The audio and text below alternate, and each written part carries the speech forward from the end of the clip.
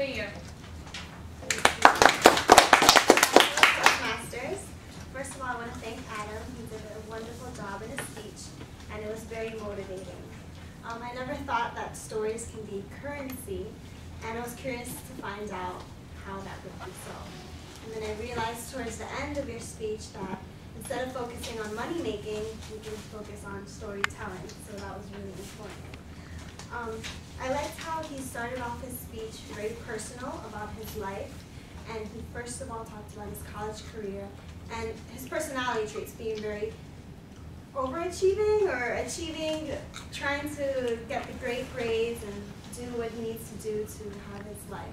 And then his next part of his speech was more about incorporating other people when he joined the AmeriCorps, and he talked about meeting friends, and that's when the storytelling began. And finally, his third speech, he wanted to motivate us to storytell with other people, and so I really appreciated that type of advice. I never really heard it in that way.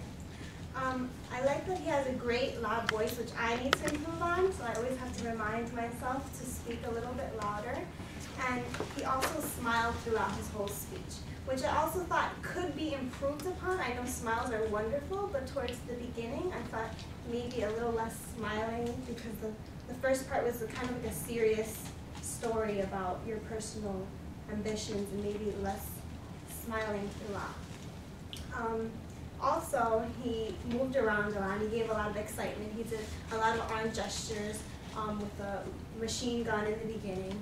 And he also, what I noticed that he could improve upon is that you kept Adam kept his arms here, and he would move with one hand, and this arm would just stay to the side, kind of like in the right angle.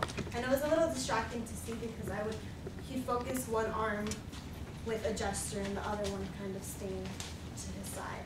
But other than that, I thought it was a really great speech, and I look forward to hearing more.